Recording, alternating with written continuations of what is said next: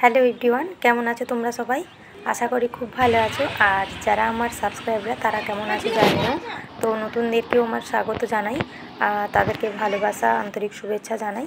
তো আজকে যে ভিডিওটা তোমাদের সামনে শেয়ার করছি সেটা হচ্ছে আমাদের পাশে তো একটা পড়ে গাছ উঠেছিল। সেই গাছটা আমি তোমাদেরকে দেখাতে গিয়েছিলাম যে কত ফুল ধরেছে। তো একটা হরগৌরী গাছের ফুল আর একটা নীল অপরাজিতা। তো সেই গাছটাতে এত ফুল ধরেছিল, দেখাতে গিয়ে এখানে দেখলাম আমার মেয়ে সে হামাগুড়ি দিয়ে এসছে, বাইরে বেরাবে আমার সাথে, ও যাবে। তো ওর ওর মানে অ্যাক্টিভিটিটা তোমরা দেখতেই পাচ্ছ। তারপর এদিকে ওকে খাইয়ে দাইয়ে অনেকক্ষণ পর আমি আমার কাজগুলো সেরে তারপর ওকে এই যে স্নানের জন্য আমার রান্নাবান্না শেষ করে দিয়ে ওকে স্নান করাতে এসেছি। তো আগে কী বলতো, যখন আমি মামামকে স্নান করাতাম তখন ঠিক 11:30 সেই সময়টা মামাম ঠিক ঘুমানোর টাইম, এবার রান্নারও টাইম, আবার স্নান করার টাইম, ভীষণ একটা অসুবিধায় পড়ে গিয়েছিলাম না। আমি যদি মামামকে স্নান করিয়ে রান্না করতে যাই তো অনেকটা বেলা হয়ে যেত, আমরা প্রায় 1:30-2টোর দিক করে খেতে হতো। তো এখন আর রুটিনটা একটু চেঞ্জ করে দিয়েছি। তার কারণ হচ্ছে মামাম যখন 11টা 9:30 থেকে 10টার মধ্যে ঘুমিয়ে পড়বে, তো সেই জন্য ওটা সকালের ওটা মানে সকাল থেকে উঠে ওই 4-5 ঘন্টার মতন খেলাধুলো করলো, মানে একা ভুলে কিংবা খেলাধুলা করা জেগে থাকলো, খেলা করলো, বললো, তারপরে ঘুম দেয় একটা, তখন ওই 9:30 থেকে 10টার মধ্যে। তারপর আবার একটু খেলাধুলা করে আবার একবার ওই স্নান করিয়ে একদম খাইয়ে দাইয়ে তারপরে ওই 2-2:30টার দিক করে মানে আমাদের সঙ্গেও খেতে বসবে। এবার মানে কাজ শেষ হলে কী হয়, ওর সঙ্গে আমি সময়ে ঘুমোতে পারবো বা রেস্ট নিতে পারবো। তো সেই সূত্রে কী হয়, ওকে ওই এখন আর ওই 11:30টার দিক করে স্নান করে না, এখন ওই 12টা কিংবা 12:15, 12:30টার দিক করে, 12টা থেকে 12:30টার মধ্যে ওকে স্নান করিয়ে দিই। টাইমটা একটু চেঞ্জ করে দিয়েছি, তো খুব ভালোই হয় এখন। তো এই যে স্নান করা শেষ, আর মামাম দেখতেই পাচ্ছ ওর নাকি কেমন, কালিগুলোকে কেটে কীরকম কালো করে ফেলছে নাকটাকে। তো আর এই যে আমার দিদি এসছে, পাশে বসছে, ও বি স্নান রান্নাবান্না সেরে ও আমার সাথে স্রোতের সঙ্গে দেখা করতে এসছে। ও প্রায় ও নিয়ে যায় ওকে আমার মানে আমার বাড়ির সামনে, আমার দিদির বাড়ি আর আমার বাড়ি প্রায় মানে আমার কি বলবো, আমার কাকুর ঘরে। তো মানে সম্পর্কটা আমার কাকু হয়, আর দিদি থাকলো। তো যাই হোক, মোটামুটি দিদি এসছে বাড়িতে। তো রান্নাবান্নাও শেষ করে দিয়ে এসছে, স্রোত কী করছে দেখতে আসছে। তো যাই হোক, এই যে ওকে এবার খাওয়াতে বসবো, টিপ পরিয়ে দিয়েছি। আর টিপ পরালে মামাম ও ভীষণ কপালটাকে কোচকায়, আর ও ভীষণ কী করে, ওই পাউডার টিপাটাকে নিতে চেষ্টা করে, আর টিপাটাকে যে কবার মুখে দেয়, সেই সূত্রে আমি আর ডিবার ভিতরে রাখি না, ওটা উপরে তুলে দিই। তো জানলার উপরে তুলে দিই, কারণ ওইটুকুর ছোট্ট ডিবাটা কোনো কারণে যদি ফসকে যদি মুখে দিতে যদি গলায় আটকে যায়, সেই ভয়ে এখন আর ডিবাটাকে আমি আর ওই ডাব্বার ভিতরে রাখি না। ডাব্বাটা বলতে ওর সব কিছু জিনিস রাখা থাকে, ক্রিম, তারপরে এই পাউডার, যা কিছু আছে, ঔষধ ডিব্বা না, এমনি ক্রিমের ডিব্বাগুলো।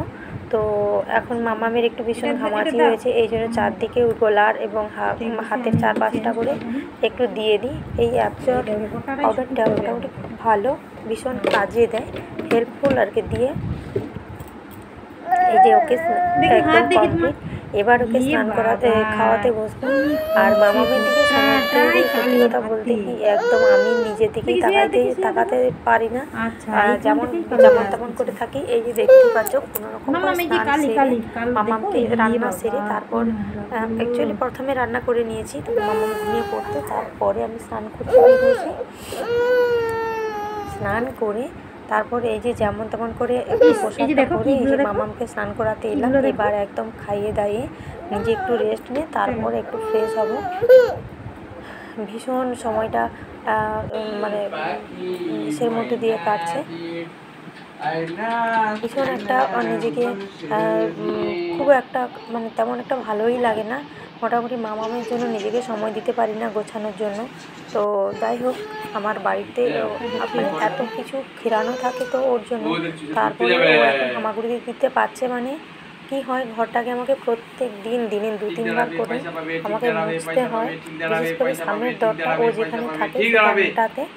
তো এই দেখো আমার ঘরে সবাই, ওর বাবা স্নান করে চলে এসছে, এবার আমি ওকে খাওয়াতে এসেছিলাম। তো দেখো খাওয়া ছেড়ে একদমই খাচ্ছে না। তো কী হয়, ওর ওয়াকারটাতে বস করে দিয়ে খাওয়ালে খুব ভালো খায়, কিন্তু ওটা একটু ছিঁড়ে গেছে, তো বসাতে পারি না ঠিক করে। তো যাই হোক, ওর বাবা ওকে টেনে টেনে ধরছে আর ও এগিয়ে এগিয়ে চলে আসছে। ওর বাবা কাণ্ড দেখো কীরকম করে টানছে, দেখো ওকে।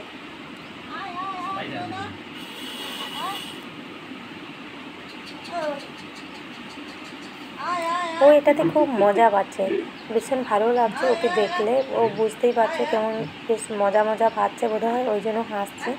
তো যাই হোক, এগুলো ছেলে মেয়েদের ছোটোবেলার অ্যাক্টিভিটি বলা হয় একে। মোটামুটি ভীষণ চঞ্চল থাকবে, যেই বয়সে যেরকম কাজ করার দরকার সেটা করলেই ভাবো মানে একদম ঠিকঠাক আছে, উপযুক্ত বয়সের সঙ্গে সব কিছুটাই মানে চলছে। তো যাই হোক, একটু কিছু কম হলে সেটা তো একটু ডাক্তারের পাশে যেতেই হয় এবং বা আশাকর্মীকে বলতেই হয়।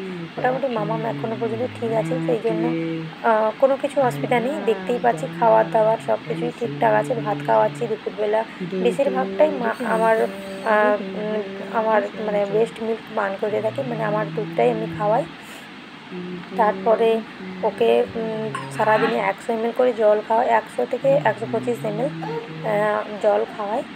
আর গাই দুধটা একটু খাইয়ে থাকি, যেমন মাঝে মধ্যে 1 কাপ যদি জল হয় 1 কাপ দুধ এইরকম মানে পরিমাণে খাইয়ে থাকি। তবে 1 কাপ না, ধরো 15 ml কি 10 ml 15 ml এইরকমটা খাইয়ে থাকি, জাস্ট ওর শরীরের মানে ম্যাচিং করানোর জন্য, যাতে পরে কোনো অসুবিধা না হয়। যেহেতু পরে একটু খাওয়াবো, সেই জন্য এখন থেকেই প্র্যাকটিস করানো চলছে, সবটাই ওকে খাওয়ানো চলছে একটু একটু করে। তো দেখছি মামামের তেমন কিছু একটা হচ্ছে না, আর এইভাবে দিনগুলো মামামের কেটে যাচ্ছে, খেতে খেতে ছুটতে ছুটতে নিজেও সময়টা কীভাবে কেটে যাচ্ছে আমি বুঝতেই পারছি না। আর অনেক দিন হলো ভিডিও ছাড়িনি, তোমরা হয়তো জানবে, তোমরা হয়তো ভাবছো যে আমি কেন ভিডিও দিইনি। সত্যি কথা বলতে সবসময় কাজের মধ্য দিয়ে মামামের জন্য সময় দিতে দিতে আমি নিজেই এমন দুর্বল হয়ে পড়ি, ক্লান্ত হয়ে পড়ি, যে তখন ভাবি যে একটু ভিডিও ছাড়বো, তখন সব শরীরই মানে এমন অবস্থা হয়ে পড়ে যে তখন ভিডিও আমি যখন ফোনটা হাতে দিই তখন এমনিই ঝুঁকে পড়ি, এতটা ক্লান্ত হয়ে পড়ি। এই জন্য প্রত্যেক দিনের ভিডিও প্রত্যেক দিন করতে করতে আর ছাড়াই হয় না। সেই জন্য ভাবলাম কি এখন জাস্ট কয়েকদিন অফ থাকে, আর তারপরে আবার রেগুলার ভিডিও দিতে থাকবো। তারপরে ভাবলাম বন্ধ করতে অনেক দিনই বন্ধ হয়ে গেল, আর ছাড়াই হয় না সত্যি কথা বলতে। এখন ভাবছি যে না, ভিডিওটা দিতেই থাকবো, কারণ মামামের তো দিনের দিন চলে যাচ্ছে, আর মামামের তো বয়স থেমে থাকছে না, সেই জন্য আর এইগুলো চলে যাচ্ছে। মামামের ছোটোবেলার স্মৃতিগুলো মানে থেকেই থাকছেই না, পর করে যেমন মানে কবে যে মামাম বড় হয়ে যাচ্ছে বুঝতেই পারছি না। সেই জন্য ভাবলাম কি এইরকম ব্যস্ততা তো সারা জীবনই থাকবে, তাই বলে কি মামামের এইগুলো থাকবে না, এই ছোটোবেলার স্মৃতিগুলো যখন একা মানে যখন বড় হয়ে যাব, আমার মামাম যখন বড় হয়ে যাবে তখন এই ছোটোবেলার যখন স্মৃতিগুলো থাকবে, পরে যখন দেখব তখন যেন কতটা খুব ভালো লাগে দেখতে, যেটা সবারই হয়। তাই ভাবলাম কি এখন থেকে আর মিস করব না মামামের এই প্রত্যেক দিনের ভিডিও অ্যাক্টিভিটিসগুলো আমি আমার মেমোরিজ করে রাখতে চাই। সেই জন্য ভাবলাম কি আজ থেকে আবারও স্টার্ট করলাম। তো এই ভিডিওটা আমার আগে করা, কিন্তু আমি এডিট করে আমি ছাড়তে পারিনি। তো সেই জন্য ভাবলাম কি এইগুলো প্রত্যেক দিন, আর ওর একটা জন্মদিনের ভিডিও ছিল, জন্মদিন মুখে ভাত অনুষ্ঠানের ভিডিও ছিল। তো আমার ফোনের স্টোরেজটা ফুল হয়ে যাওয়ার জন্য অনেকগুলো মুছে দিয়েছে আমার ছেলে। তো যাই হোক, মোটামুটি যতটুকু আছে সেইগুলোকে নিয়ে আমি একটা ভিডিও করে রাখতে চাই। তো তোমাদের ইচ্ছে হলে তোমরা আমার ভিডিওগুলো দেখো, আর মোটামুটি আমার মামামের স্মৃতিগুলো ঠিক ধরে রাখার জন্য আমি আমার ভিডিওগুলো পোস্ট করে রাখতে চাই।